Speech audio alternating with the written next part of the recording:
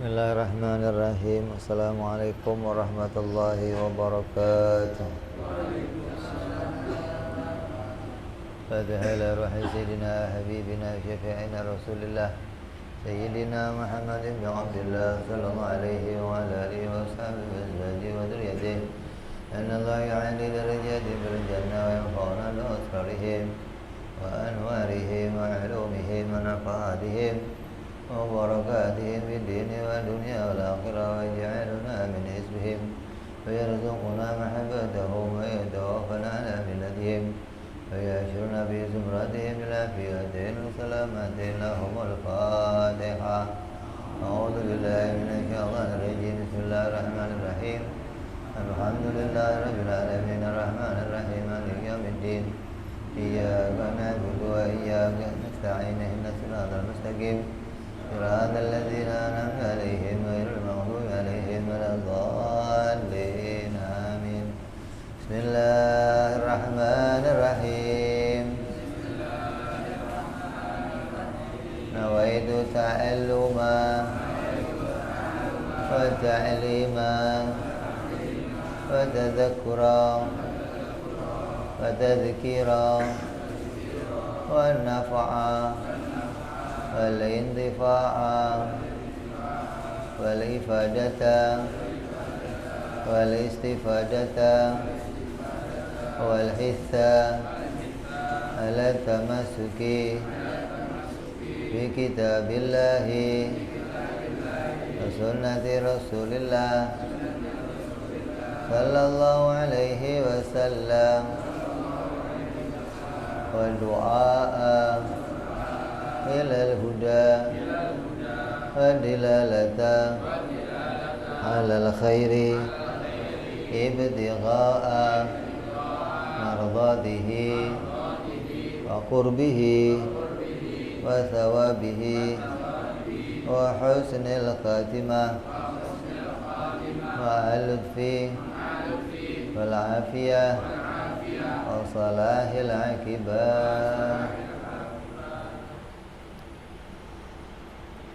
Bismillahirrahmanirrahim.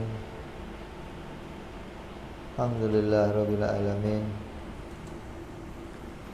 Wassalatu wassalamu ala asyrafil anbiya'i wal mursalin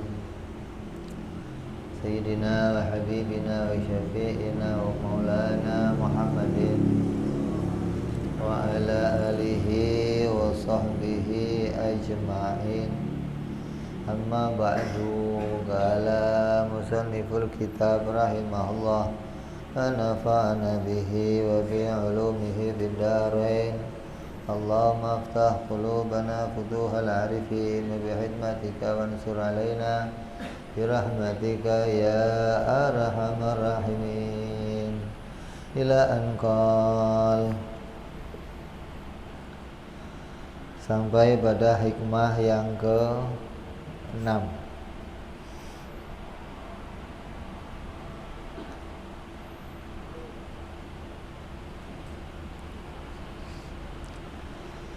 La yakun ta'akhuru amadil ata ma'al ilha'i fi du'ai mujiban liya'sika fahuwa dhaminalakal ijabah fima yakhtaru laka la fima takhtaruhu li nafsik wa fil waqtil ladzi yuridu la fil waqtil ladzi turid.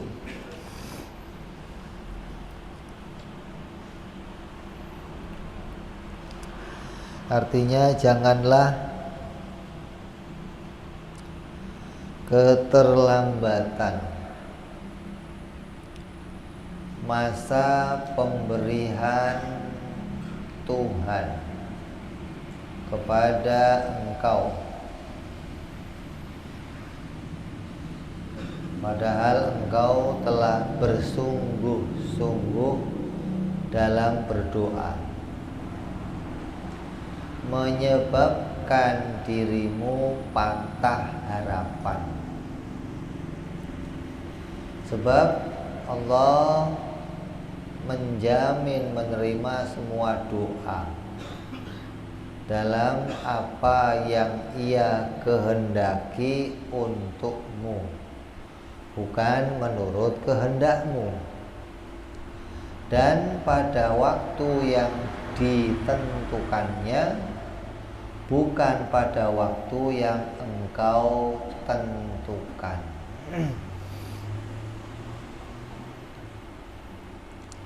Ini makna terjemahnya. Maknanya maksudnya, janganlah lamanya masa pemberian dari sebuah doa kepada engkau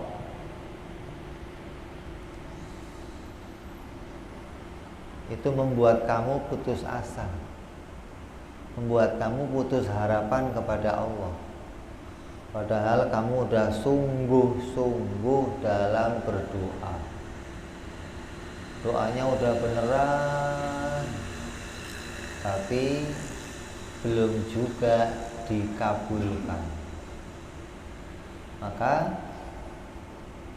ketika pengkabulannya itu lama, jangan membuat kamu terus putus asa dalam berdoa. Ngapain doa enggak dikabulkan?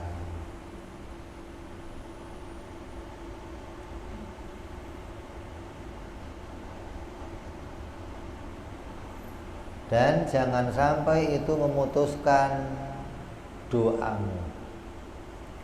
Dan jangan meyakini bahwa Allah tidak mau mengabulkan doamu.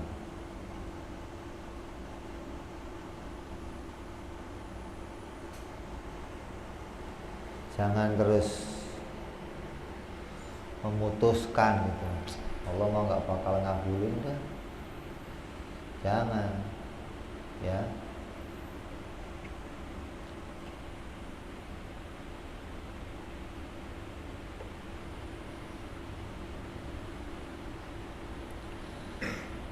Dan juga jangan kita berdoa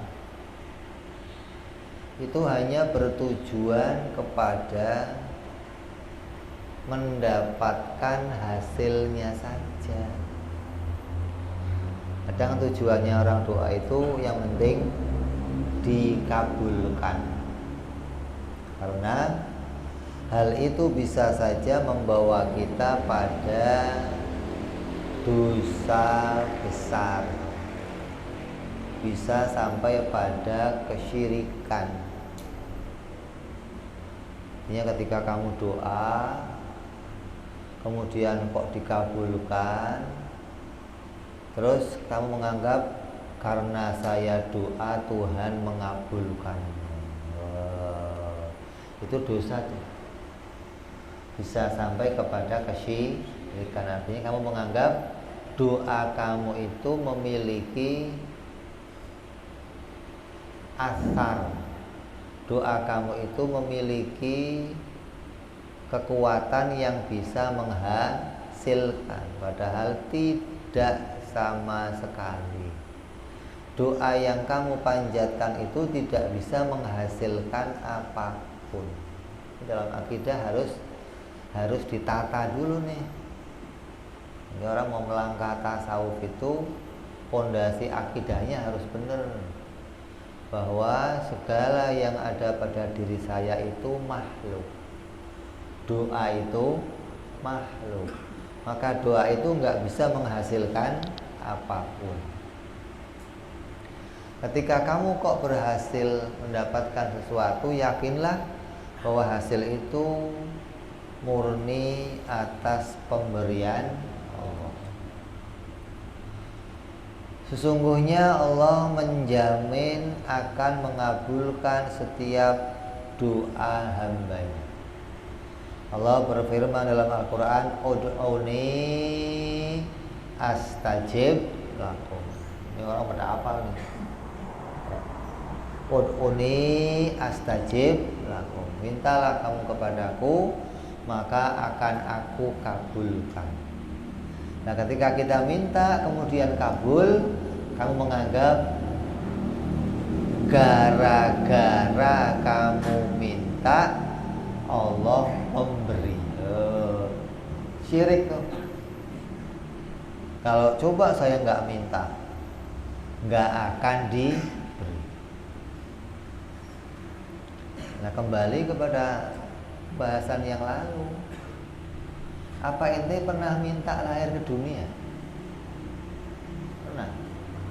Ya Allah, tolong nanti saya dilahirkan di dunia. Pernah minta? Pernah minta nggak, ya Allah lahirnya dalam keadaan muslim ya Allah? Ya Allah lahirnya dalam keadaan beriman ya Allah. Pernah minta? Tapi Allah kasih. Jangan sampai permintaan kamu membuat kamu syirik, menganggap kalau saya nggak minta nggak bakal dikabulkan. Ini dikabulkan itu gara-gara saya minta. Itu sama aja kamu begini, Allah yang ngasih rezeki. Kalau saya nggak keluar rumah nggak bakal dapet. Saya dapat gara-gara saya keluar rumah, maka baru saya dapat. Itu syirik tuh begitu. Menganggap usahanya menghasilkan sesuatu. Banyak nih orang yang keserempet itu banyak gara-gara pondasi akidahnya nggak ditata dulu, kemudian beragama. Pasti beragamanya nanti salah kaprah. Pasti beragamanya nanti banyak yang kesasar. Maka akidah itu harus didahulukan.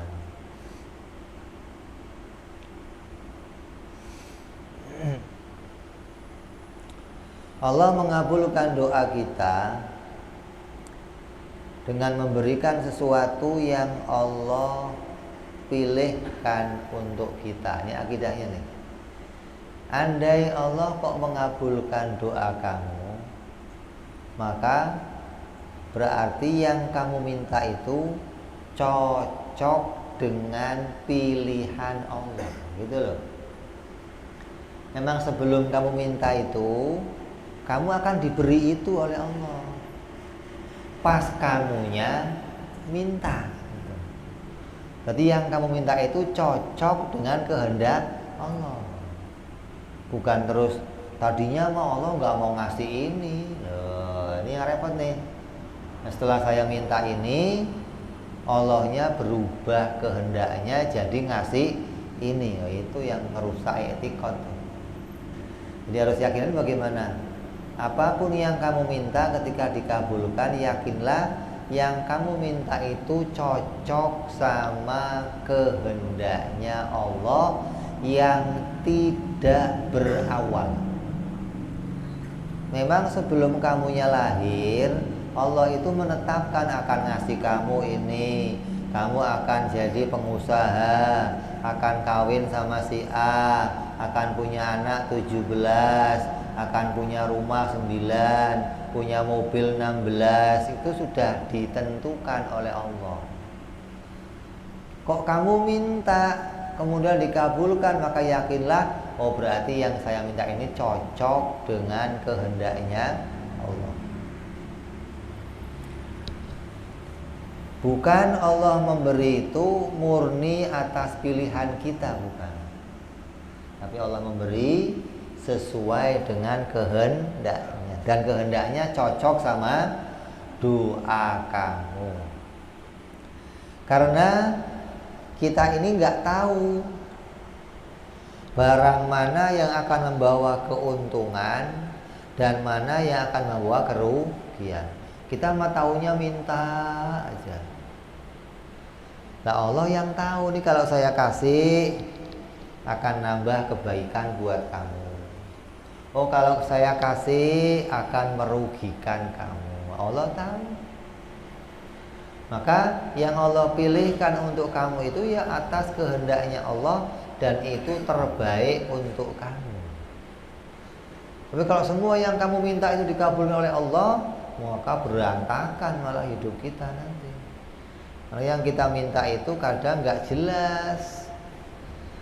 Asal seneng dikit minta, seneng sama ini minta, pengen begitu minta. Padahal nggak tahu itu baik atau jelek. Kayak anak kamu dah. Anak kamu ajak ke mall coba, yang diminta apa? Hah? Semuanya semall diminta. Pak beli ini. Hah? Jalan lagi Pak beli ini. Apalagi ke supermarket. Kalau perlu mau diborong, dia nggak tahu nanti di rumah akan dimakan atau enggak, dia nggak tahu. Yang penting minta. Dia nggak tahu kalau saya makan akan sakit gigi atau enggak, yang penting gitu loh. Maka kita ini kayak anak kecil kadang, kalau minta nggak ngerti mana yang baik untuk kita, mana yang jelek. Lah Allah itu tahu gitu loh. Gambarannya siapa? Orang tua. Maka orang tua nentuin, ya iya doang. Tapi yang orang tua pilihkan ini. Memang sebelum anaknya minta, orang tua mau beliin itu gitu loh. Cuman anaknya mintanya ini. Yang dipilihkan orang tua yang terbaik untuk anaknya dan cocok sama kehendak anaknya.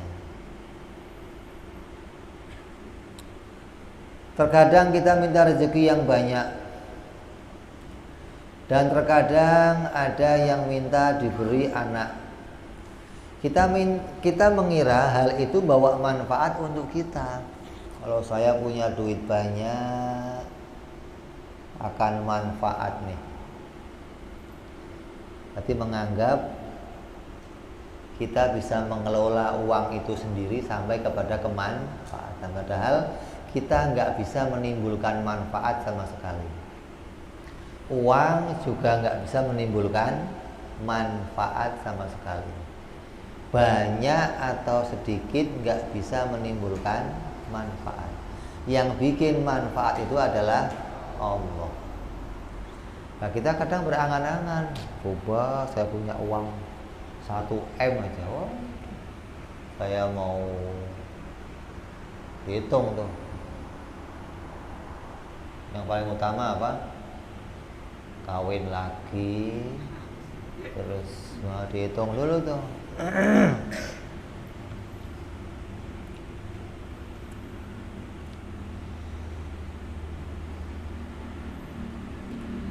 Lalu Allah tidak ngasih kita harta.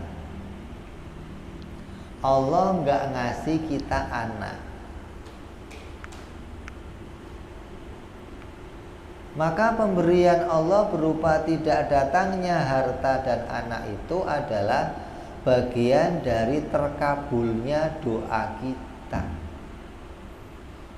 Padahal pinginnya punya anak, pengennya punya harta. Tapi Allah memberinya apa? Nggak punya harta dan nggak punya anak.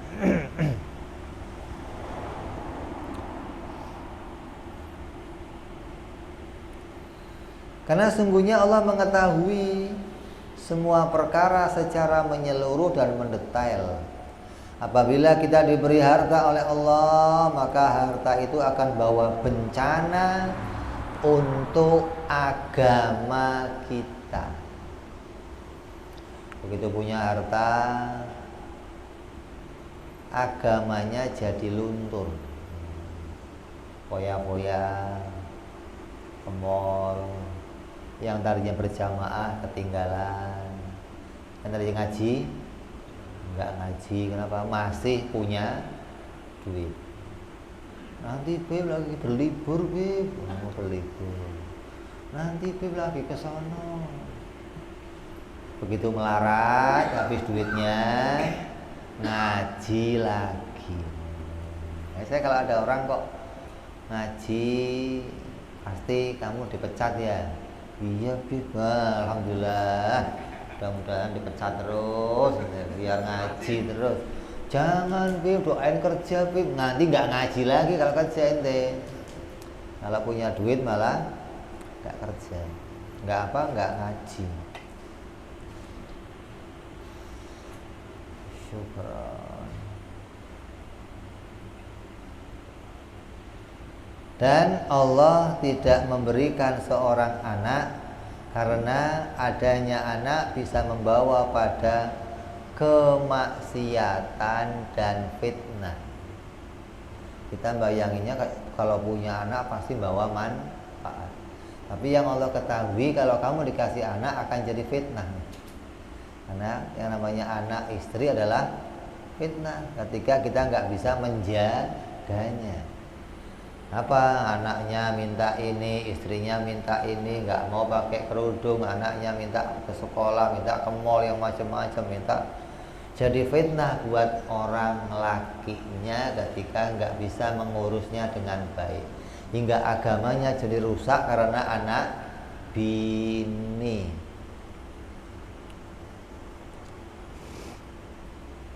Maka adanya Allah tidak memberikan harta dan anak itu bagian dari anugerah Allah. Kalau orang yang mata hatinya jernih, beda nih.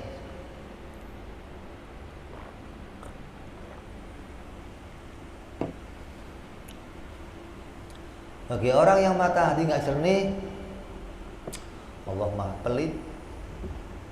Mintain anak aja nggak dikasih, mintain harta nggak dikasih, mintanya anak maksa sampai ke sono kemari, minta doain sama si anu, mandi tunyur sumur 7, mandi kembang 7 rupa, mandi yang penting harus punya, maksain. Nah, kalau tahu nggak usah kamu paksa, nggak usah. Kok Allah tahu apa yang terbaik untuk kamu. Kalau Allah dalam kehendaknya ada kamu punya anak, ya akan punya anak. Nggak usah pakai macam terakhir ngangkat anak buat pancingan. Wah, ada orangnya.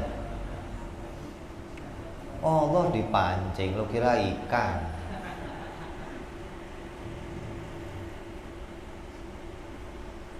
Ini banyak tuh orang kebablasan seperti itu banyak. Ya.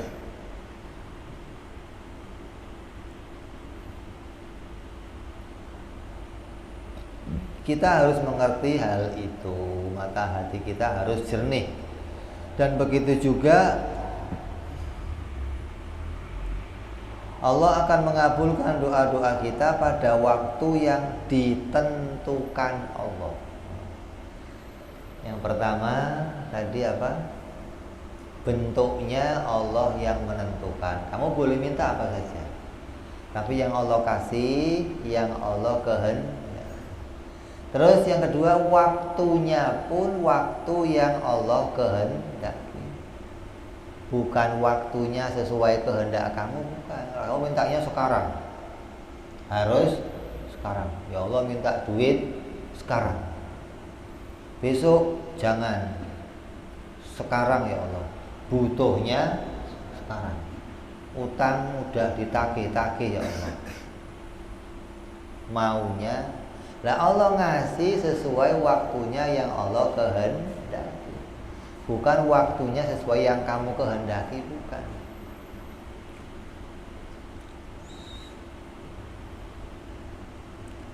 Karena adanya Allah memberi sesuatu kepada kita adalah murni atas anugerahnya sendiri.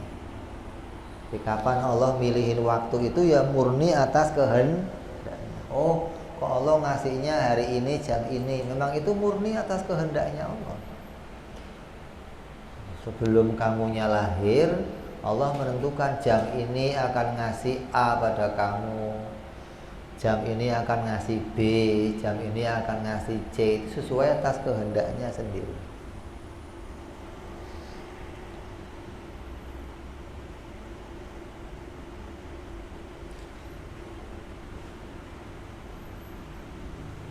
Maka yang benar kalau kita berdoa gimana? Yang benar kalau kita berdoa,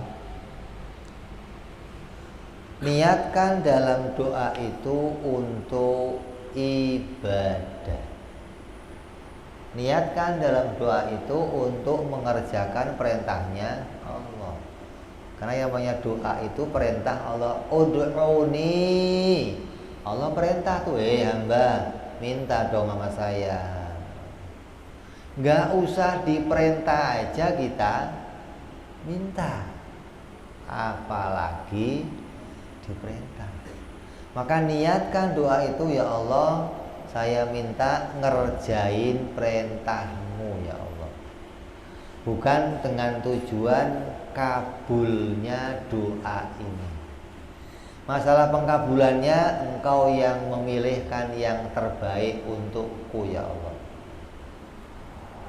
Kapan, bentuknya apa, engkau yang pilihkan ya Allah. Nanti doa, ya Allah belikan saya, jadikan saya punya mobil Alphard ya Allah. Umpama Al-Fatihah.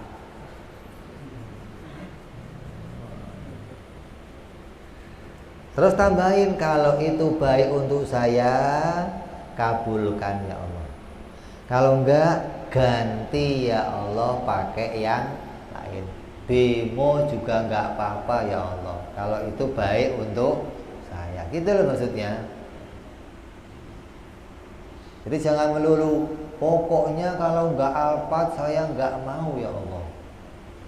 Datang bemo, apaan yang datang kok bemo?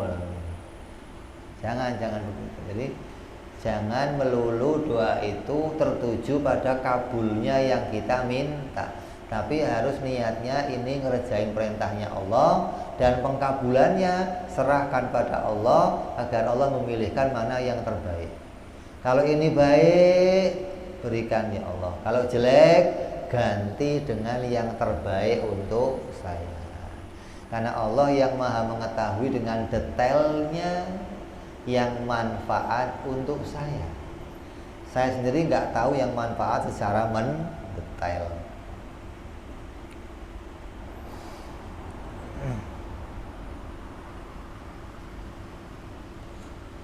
Jadi kalau sampai doanya nggak dikabulkan, tetap dapat pahala, gitu loh, dapat keuntungan. Kamu nggak kecewa.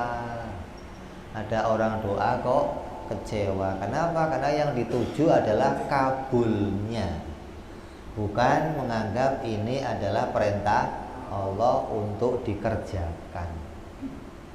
Jadi ada orang berdoa, jangan sampai kamu kecewa dengan apa yang kamu minta hanya gara-gara nggak dikabulkan oleh Allah apa yang jadi bentuk permintaan kamu. Padahal bentuk permintaan itu kamu nggak tahu itu akan jadi manfaat atau madharah.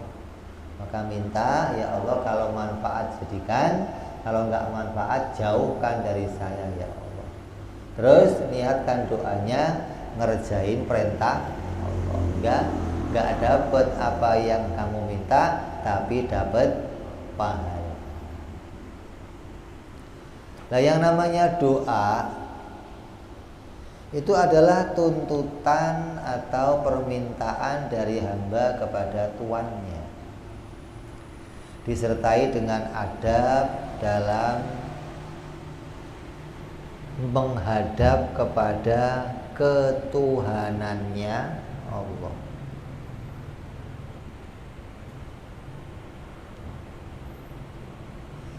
Isinya sama, perintah, isinya perintah.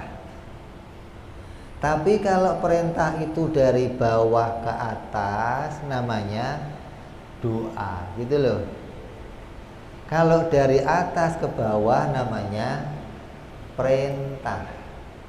Kalau sesama namanya permintaan.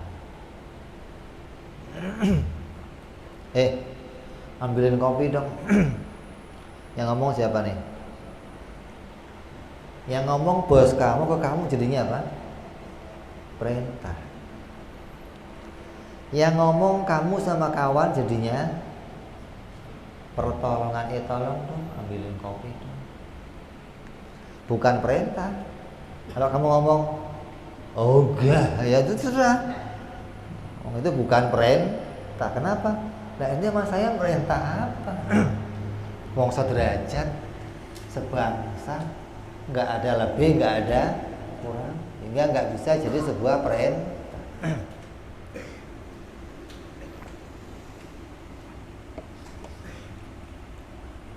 Nah kalau dari bawah ke atas namanya doa. Kita minta sama ya Allah, jadikan saya tolong kasih istri ya Allah. Saya minta Engkau bikinkan saya istri, itu namanya doa. Bukan pren.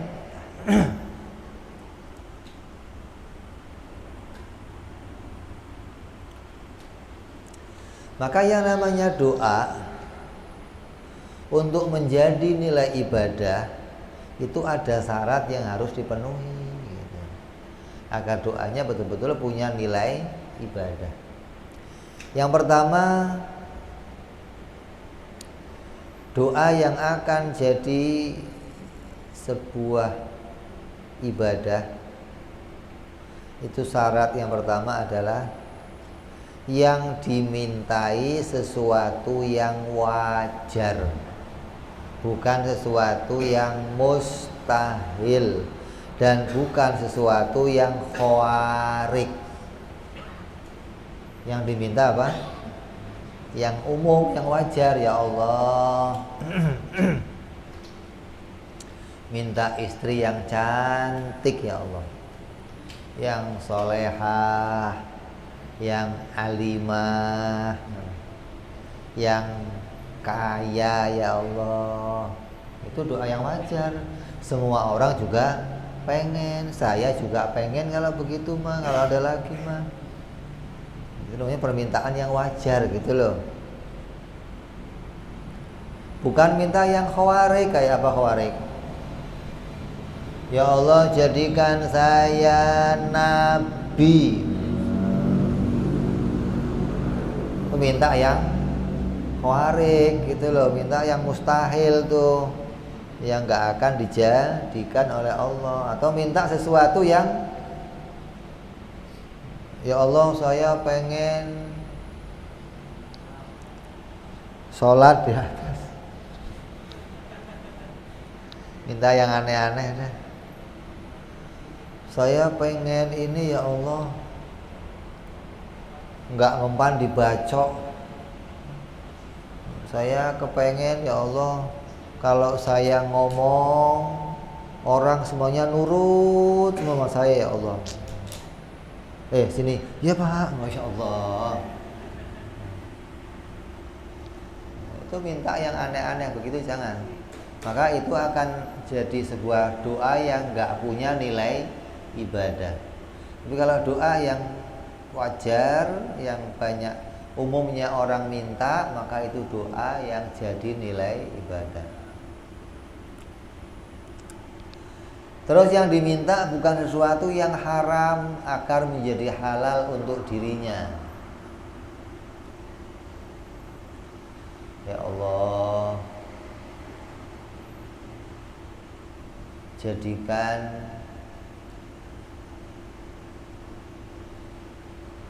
adik ipar saya ini jadi istri saya ya Allah. Kan haram tuh kalau masih ada istrinya, tapi kamu pengen dua-duanya gitu. Berarti yang haram pengen,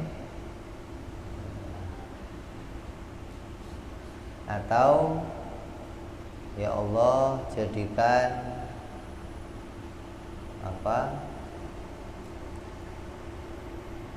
minuman arak ini halal buat saya. Kayak zaman Nabi lah, ya Nabi, saya mau masuk Islam, tapi halalkan dulu kalau saya berzina. Wah. Ini namanya sesuatu yang haram minta dihalalkan untuk dirinya. Yang demikian gak jadi sebuah pahala. Terus yang diminta bukan perkara yang membawa kerusakan atau keharaman, seperti harta atau tahta. Minta harta itu yang banyak gak dapat pahala. Minta tahta juga gak dapat pahala. Yang di hatinya itu isinya bermegah-megahan.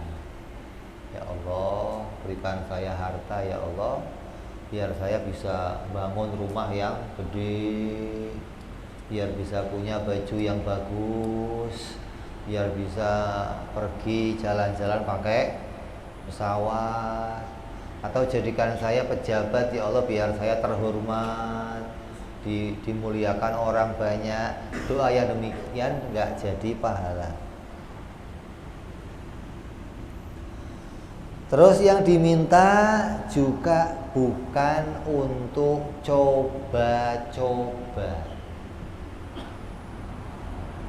Mintanya bukan ingin coba-coba.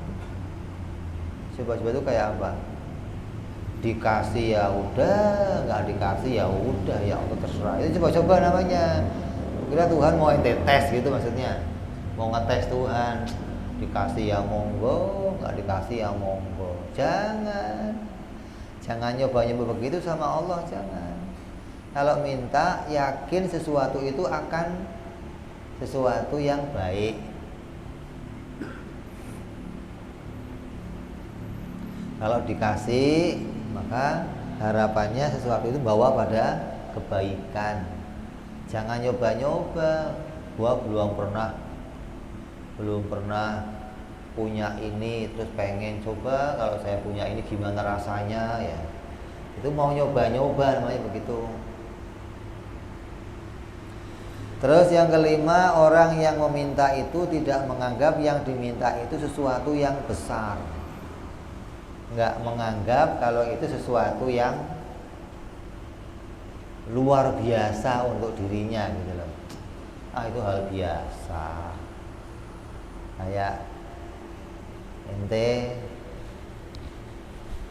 garasi mobil aja nggak punya tapi minta mobil, itu namanya kalau gua punya gua taruh mana ya, itu sesuatu yang berlebihan namanya, gitu loh. Minta itu yang wajar untuk diri kamu, yang kalau kamu dikasih ya bisa menempatkannya, bisa memposisikannya. Jangan kalau dikasih bingung malah, waduh mau gua taruh mana ini, mau diapain, malah keder namanya. Minta duit 1 lemari namanya, begitu kasih selemari keder ente. Ditaruh di rumah khawatir, mau ditaruh di bank ngambilnya susah, ini taruh di mana. Jangan minta sesuatu yang, jadi yang kamu minta harus sesuatu yang wajar, yang bagi kamu lumrah minta itu, yang lain juga minta. Jadi kalau orang kelasnya kayak kita, yang diminta ya hal yang biasa. Kalau orangnya kelasnya kayak Tommy Soeharto, yang diminta ya biasa. Ya Allah, Bu ya bisa beli helikopter ya Allah. Itu hal biasa bagi dia gitu loh. Nah kalau bagi kamu, oh ya keder loh. Kok dikasih helikopter gitu kamu? Waduh, mau taruh di mana? Naiknya mau kemana? Mau dipakai apa? Gitu loh. Jadi minta itu yang wajar buat kamu gitu maksudnya loh. Nanti semakin tinggi keadaan kamu, ya akan beda permintaannya sesuai kadarnya gitu loh. Kok yang minta Raja Bolkiah, mintanya apa kira-kira? Masa minta nasi uduk, kan nggak ada Bolkiah. Ya Allah, boya panggil nasi uduk gitu. Ente nasi uduk mintanya paling. Dan kalau yang minta Bolkiah kan nggak itu. Kenapa? Sesuai keadaannya gitu.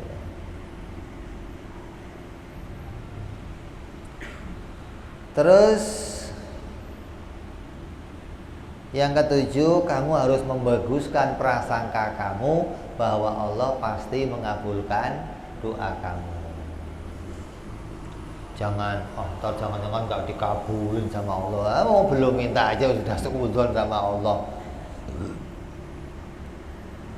Terus yang ketujuh, doa itu tidak membuatnya meninggalkan perintah yang wajib.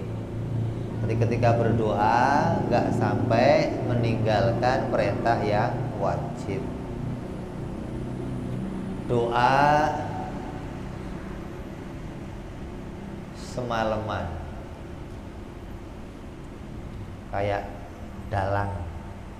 Semalam ngoceh aja, ya Allah minta ini, baca wirid ini begitu subuh, waktu subuh ketiduran. Subuhnya bablas, lo ngapain semalaman doa subuhnya malah ketinggalan. Itu nggak jadi pahala, nggak doa. Ketika kamu doa malah meninggalkan sesuatu yang wajib.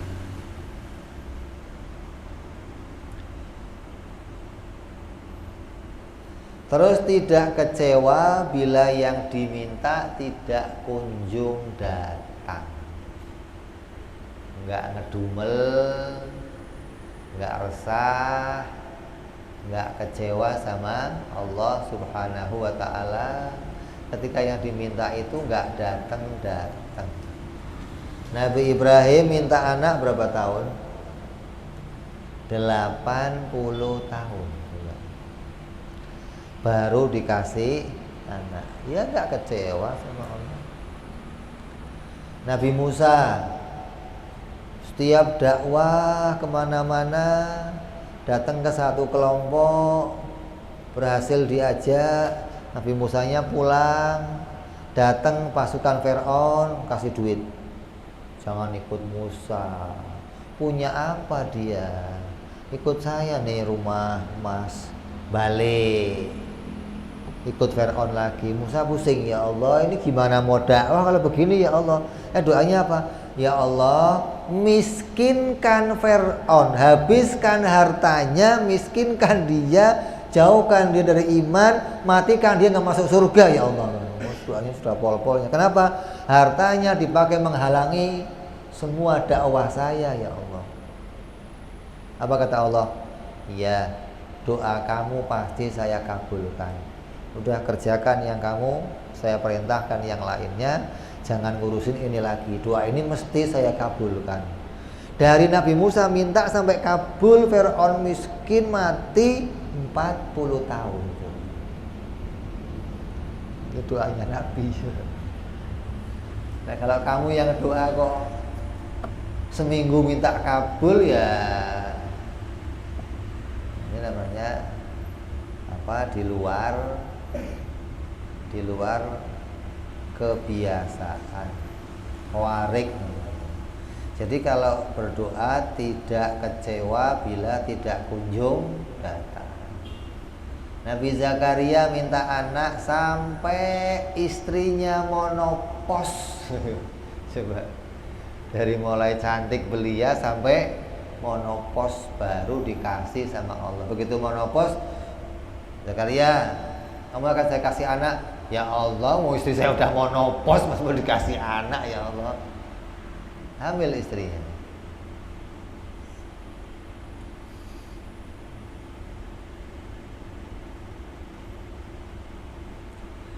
Terus mengetahui arti doa yang diminta. Kalau doa, usahakan ngerti sama yang kamu minta. Kecuali doa itu berasal dari Al-Quran atau dari hadis Nabi. Nggak ngerti nggak apa-apa. Kenapa mesti baik soalnya. Tapi kalau doa itu bukan dari Al-Quran, bukan dari hadis, ya kamu harus ngerti artinya. Ini isinya minta apa sih ini gitu. Kamu dikasih doa sama kawan kamu nih, doa ini baca ini mustajab. Apa artinya? Udah nurut aja, jangan. Terjemahin dulu coba artinya minta apa itu. Kecuali doa itu dari Nabi, mesti isinya baik. Doa dari Al-Quran mesti isinya baik. Tapi ada doa dari Nabi yang kamu gak bakal mau praktek, ada.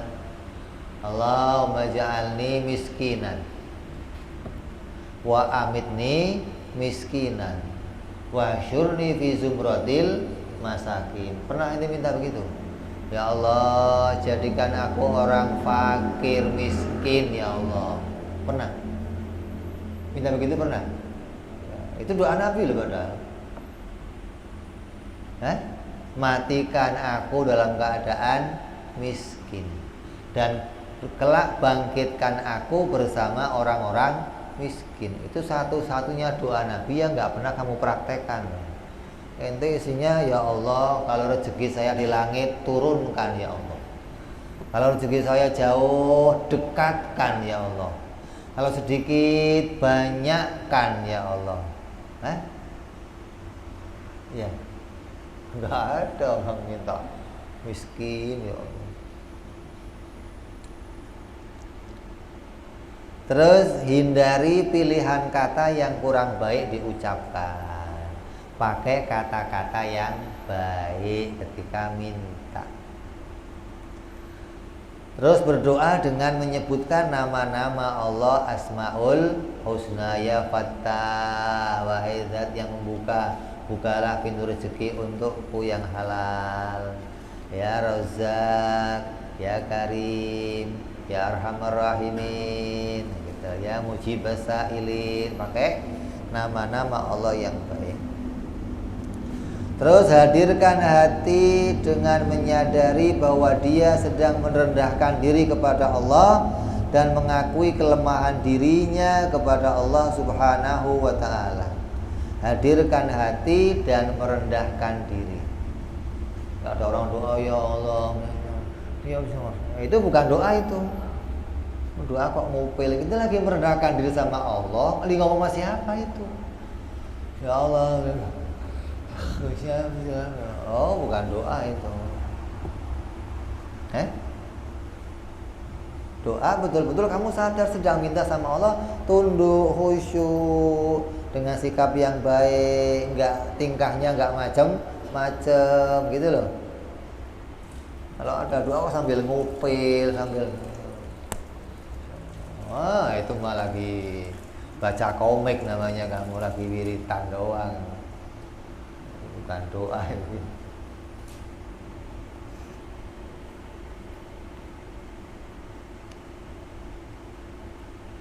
Terus mengetahui bahwa tidak ada yang bisa mengabulkan doanya kecuali Allah. Gak mungkin yang lain bisa mengabulkan doa ini kecuali ini datang dari Allah. Walaupun pada kenyataannya yang kamu minta didatangkan oleh orang lain, maka yakinlah itu didatangkan oleh Allah Subhanahu wa ta'ala. Terus yang kamu makan dan yang kamu minum berasal dari sesuatu yang halal. Makannya halal, minumnya halal. Ketika doa, baru doanya akan dapat pahala. Jangan sampai nanti makannya haram, minumannya haram, tapi doa kata Allah sampai kiamat juga nggak dikabulkan orang-orang yang begitu. Terus yang ke-15, ikhlas dalam berdoa, menjunjung tinggi perintahnya Allah. Karena ini Allah perintah, maka saya melaksanakan ini sebagai perintah Allah Subhanahu wa ta'ala. Terus ada adab. Tadi syarat tuh, syaratnya tadi berapa? 15. Ada adab dalam berdoa. Yang pertama, dalam keadaan bersuci. Itu adabnya tuh. Kalau bisa ya wudu dalam keadaan bersih. Yang kedua, dalam keadaan menutup aurat. Yang ketiga, menghadap kiblat. Kemudian dimulai dengan yang keempat, dimulai dengan bismillah. Terus alhamdulillah. Terus salawat kepada Nabi. Terus ditutup dengan alhamdulillah, salawat, dan diakhiri dengan amin.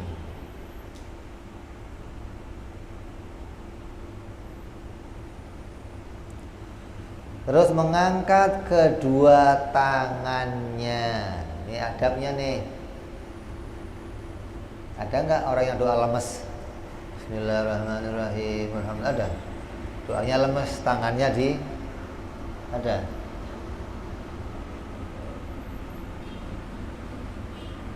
Terus disunahkan pula mengusapkan apa yang setelahnya ke wajahnya. Itu sunnah. Setelah akhir doanya walhamdulillahirabbil alamin. Kecuali doa kunut nggak disunahkan. Kalau kunut selesai ya udah langsung sujud, nggak usah usap nggak usah, kecuali di luar sholat.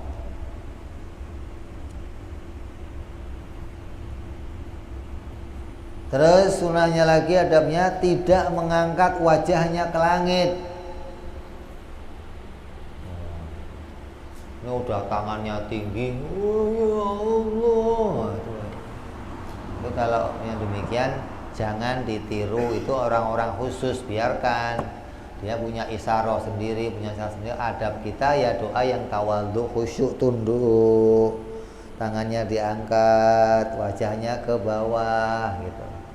Karena kiblat doa as-sama. Kiblatnya doa itu langit, bukan wajah.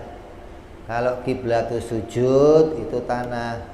Kiblatnya sholat itu Ka'bah.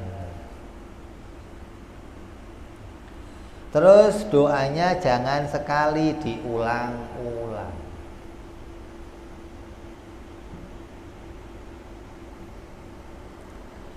Halo. Apa? Orang yang tauhidnya baru ngaji, doa kok diulang-ulang, emang Tuhan nggak denger? Sekali aja cukup, Tuhan tahu yang kamu minta. Itu baru ngaji namanya. Terus gimana? Ya diulang-ulang. Kok diulang-ulang?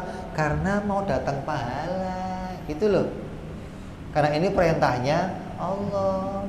Ya diulang-ulang, nggak ada masalah. Mau pahala lagi, minta pahala lagi. Karena hatinya nggak tertuju pada kabulnya si doa, tapi tertuju pada menjunjung tinggi perintahnya Allah.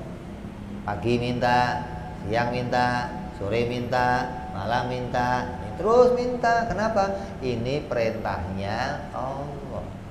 Jangan, kan tadi udah minta, emang Allah nggak denger. Masa diulangi dulu lagi, mau Allah budek apa? Oh, berarti dia hanya tertuju pada pengkabulan doanya, bukan ini perintahnya Allah.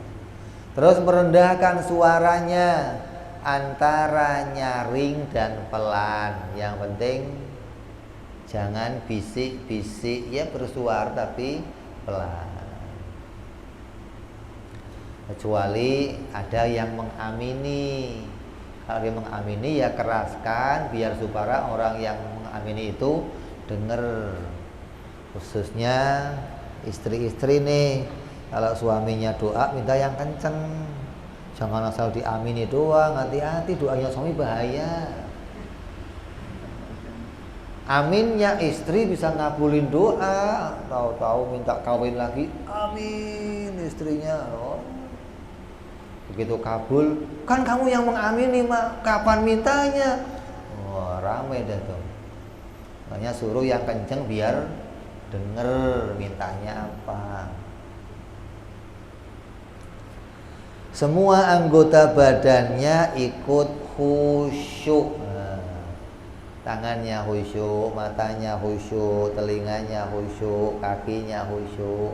Semua itu artinya konsentrasi menghadap kepada Allah.